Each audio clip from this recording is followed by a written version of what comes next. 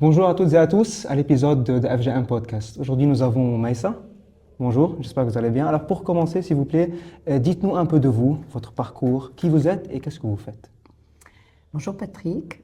Je m'appelle Maïssa Abouad El Ghanem et je suis maman de 3 ados de 12 ans, 15 ans et 18 ans, donc Thomas, Luca et Lila.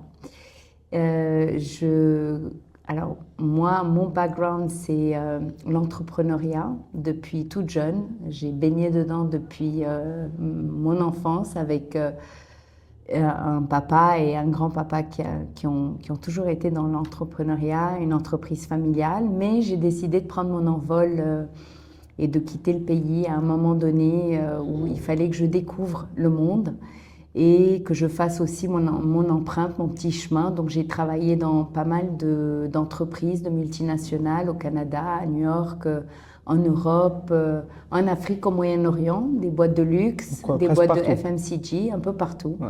Et j'ai rejoint l'entreprise familiale il y a 15 ans. Je suis revenue au Liban et c'est là où le coup de cœur est revenu pour le Liban. Et aujourd'hui, je m'investis dans la boîte au niveau de l'impact social, économique, environnemental, au niveau de la transformation, au niveau gouvernance et au niveau culturel. Et je m'investis beaucoup pour les jeunes, donc je me bats pour les jeunes du pays à travers pas mal d'organisations, dont la faculté de gestion de l'USJ, parmi d'autres. Et je donne beaucoup de mon temps pour les jeunes du pays parce que j'estime que c'est un devoir que de repenser notre promesse Exactement. au niveau éducation et emploi. Exactement. Alors, on parlait des jeunes il y a un instant. C'est possible de nous parler un peu de votre entreprise où vous travaillez et les opportunités que vous avez pour les jeunes? Oui, tout à fait. Alors, nous, l'entreprise, d'il y a 15 ans, parce qu'elle a quand même bientôt 80 ans, notre boîte, c'est 3 générations. Il y a 15 ans, c'est pas du tout ce que c'était par rapport à aujourd'hui. C'est une entreprise qui a énormément rajeuni. C'est une entreprise qui s'est remise en question grâce à ces jeunes qui sont de plus en plus nombreux à nous rejoindre au niveau des internships, au niveau des case studies, au niveau de tout ce qui est orientation, au niveau aussi de tous ces métiers qui finalement appellent à des entreprises comme les Exactement. nôtres D'embaucher des jeunes. d'embaucher des jeunes parce Voilà. il n'y a que pour pouvoir comprendre certains métiers. Et là, je pense au digital, je pense au marketing, je pense à la com, je pense aussi à tous ces secteurs et ces industries qui aujourd'hui, sans les jeunes, nous, on serait obsolètes. Nous, en tant que manager, leader, on serait carrément obsolètes.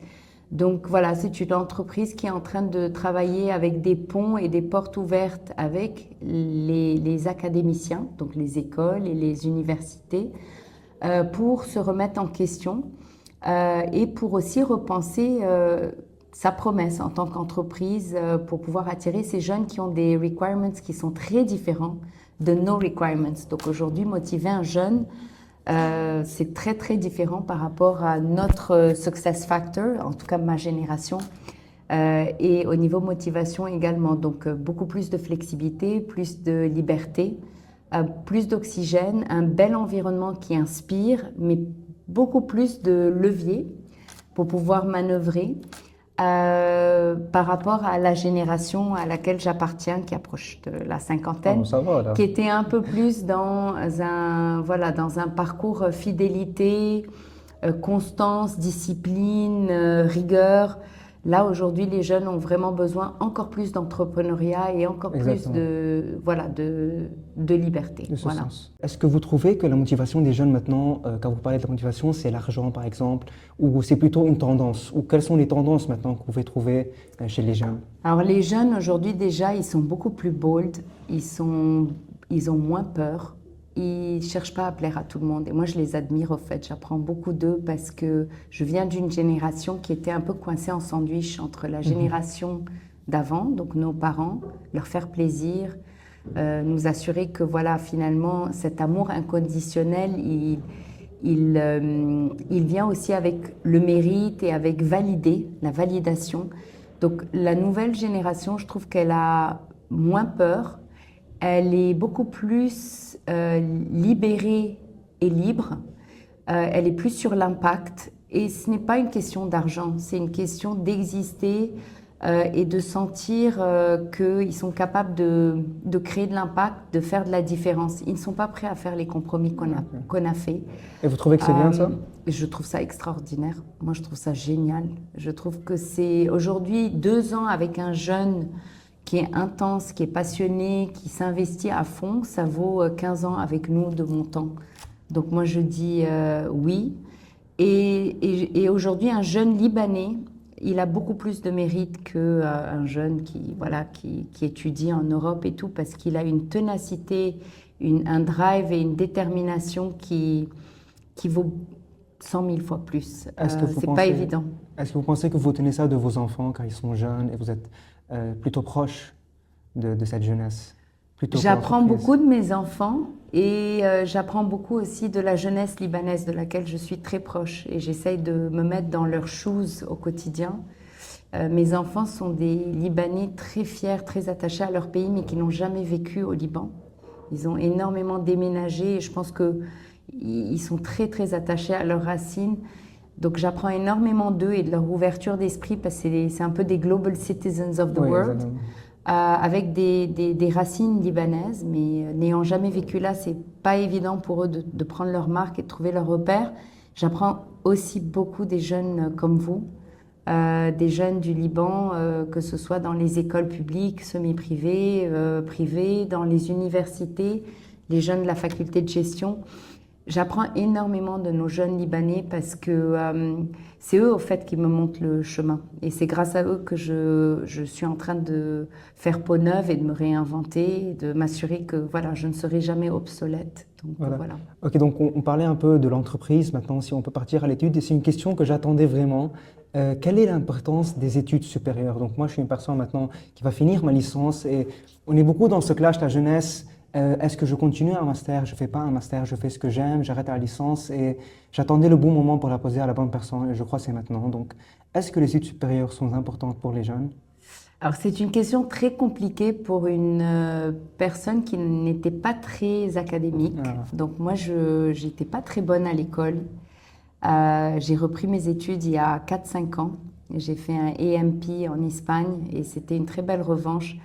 Parce que l'école n'a pas su me montrer ce que j'étais capable de faire. Je mets ça sur l'école, c'est plus simple, plutôt que de me remettre en question. C'est un impact négatif sur vous, ça a été? Non, pas du tout. Mais j'ai fait pas mal d'écoles et je pense que j'étais un élève assez compliqué, rebelle. Et voilà, il fallait toujours qu'on me convainque il fallait que je challenge tout, en fait. Exactement. Donc j'étais un peu compliquée à gérer.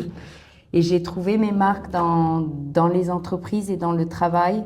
Je dirais qu'aujourd'hui, s'il faut être très fair et très franc-parler, le lobby et les mœurs de la société, les stéréotypes et la pression sociale, et je ne parle pas seulement du Liban, je parle dans le monde, veulent que oui. À moins vraiment d'être un entrepreneur et d'avoir sa start-up à 14-15 ans. Et il y a des super success stories, mais il n'y en a pas des masses non plus.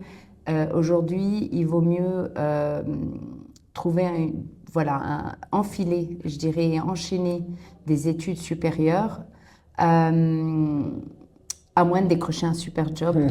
Mais je trouve que ce n'est pas normal. Et je trouve qu'on a un travail, nous, de questionner tout ça. Parce que je trouve ça très dommage. Moi, j'ai toujours vu les études comme un investissement. Et donc, moi, j'ai pris ma revanche en touchant à tous les métiers. J'ai vraiment touché à tous les métiers très jeune, très tôt. Ce qui m'a permis de me mettre dans les shoes de tout le monde dans le cadre d'une entreprise. Je peux me mettre avec quelqu'un qui est à la logistique, comprendre ses enjeux, quelqu'un dans une boutique. J'ai vraiment touché à tout. Mais je dirais que ce n'est pas normal aujourd'hui d'enchaîner ces études supérieures parce que ce qui nous manque aujourd'hui, c'est vraiment la pratique et le monde de l'alternance. Et le monde de l'alternance, ça voudrait dire qu'aujourd'hui, un undergrad student devrait pouvoir travailler et en même temps étudier. Et donc, nous, en tant que société et entreprise, on doit pouvoir offrir ça. Et les universités doivent pouvoir travailler main dans la main avec le monde de l'entreprise et évidemment, les autorités publiques, les gouvernements du monde entier doivent pouvoir soutenir tout ça. pour qu'il y ait vraiment un parcours en alternance et que ce soit vraiment un mariage entre le monde de l'entreprise et de la pratique et le monde académique. Voilà, c'est bien ça. Alors, pour qu'on sorte un peu du monde de la jeunesse, on part dans le monde académique. Vous êtes un board member de la faculté de gestion et management, si je ne me trompe pas. Est-ce que vous pouvez parler un peu de votre expérience, comment ça a été jusqu'à maintenant, et si, voilà, votre expérience avec la faculté? Alors, j'ai l'honneur de faire partie de ce advisory board donc pour le deuxième mandat. Donc, j'ai rejoint le premier mandat quand donc Fouad Mokhol est devenu doyen. Donc, je crois que c'est son deuxième mandat. Oui. Et j'ai rejoint parce que, parce que je trouve que... Vous êtes très compétente, voilà. Ça, c'est le 1. Je l'ai dit à votre place. Alors moi, ce que j'allais dire, ce qui m'a convaincue, n'ayant pas étudié au Liban et ne faisant pas partie de l'ancienneté de la faculté de gestion, ce qui m'a convaincue, c'est voilà, cet entrepreneur qui est Fouad, soutenu par son équipe, soutenu par l'AYAL, leur pari dans un cadre très compliqué que le Liban traversait, les alliances qu'ils ont signées avec les entreprises, avec les universités à l'étranger, le nombre d'alliances qui ont été signées, les coopérations, les partenariats, et cette âme d'entrepreneur et d'innovation et disons cette capacité à raviver une faculté de gestion avec un dynamisme et une humilité et une fraîcheur qui était incroyable. Donc moi je dirais que j'apprends beaucoup d'eux, j'apprends de chaque advisory board member.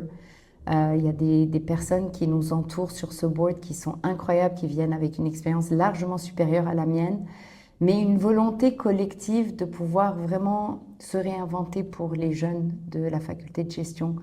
Donc je suis hyper, voilà, je sens que I feel very grateful. J'apprends énormément de chacun d'entre eux, j'apprends de Fouad, j'apprends de Layal, j'apprends de vous, de chacun d'entre vous. Je sens que j'apprends énormément de cette expérience, j'espère aussi que je redonne voilà, avec beaucoup d'humilité et de... Voilà. Voilà, alors une dernière question pour vous, c'est un message pour toutes jeunes ou jeunes qui vous regardent maintenant et qui veulent se lancer dans le monde du travail, qui ont peur des requirements, un message pour eux. Ben moi, je dirais que don't let anyone, je vais le dire en anglais, c'est pas grave, don't let anyone define your sense of possibility. Never. Quoi que ce soit. Never. Que personne ne vous dise ça c'est votre potentiel. Même si c'est un boulot qu'il n'aime pas, il faut faire quelque chose qui... Car on entend beaucoup parler, ça ne va pas t'amener de l'argent, ça fait quelque chose qui t'emmène de l'argent. Surtout au Liban, les parents, mes parents par exemple, Amol Hakim, Amol Mhandis, donc ça, on est plus... Alors, moi, avec tout mon respect pour tes parents. Moi, je suis contre. Et encore une fois, on a une culture et on est dans une région et dans un pays où il y a énormément de stéréotypes, ouais. Énormément de biases et on perd trop notre temps à vouloir plaire à tout le monde, en fait. Et donc, cette énergie qui est notre temps, on la deplete complètement à vouloir fit un moule, alors que cette énergie doit être investie en nous. Quand je dis nous, c'est l'aspect safe. Safe, c'est dans un pays qui n'a pas toujours été très safe. L'aspect où on se sent aimé et on s'aime, on apprend à s'accepter. Ça, c'est une multivitamine, c'est le meilleur des médicaments. L'aspect où on s'investit dans tout ce qui est self-efficacy, self-image, self-confidence, self-esteem, parce que ça nous donne des ailes. Et tant qu'on est passionné et obsédé par quelque chose, et tant qu'on est driven, on est déterminé, et il y a cette cohérence tous les jours de pouvoir s'investir là où vraiment on sent que le cœur nous prend, moi je trouve que c'est le plus grand luxe et l'argent viendra. Se réveiller tous les matins et aller au boulot et voilà, encaisser et ne pas avoir le cœur qui bat la chamade, je trouve ça très très triste. C'est vrai que, encore une fois, c'est un luxe de pouvoir être passionné par ce qu'on fait. L'argent ne vient pas toujours très vite, mais quand on y croit et on y travaille très dur, ça viendra. Tout vient. Voilà. C'est génial. Moi, je dirais vraiment, ne cherchez pas à plaire à tout le monde. Soyez toujours au cœur des besoins du monde entier, des besoins de l'écosystème dans lequel vous êtes. Stay in love with the challenge. Don't fall in love with the solution. be very determined, be consistent every single day. Really, like hard work pays off and will pay off, mais ne faites jamais quelque chose si vous n'êtes pas passionné. Ça, c'est mon conseil. Voilà, c'est génial ce que vous dites. Eh ben, on arrive à la fin de cet épisode. Merci beaucoup pour votre temps. C'était génial. Merci à vous de nous avoir regardés. On se retrouve très prochainement.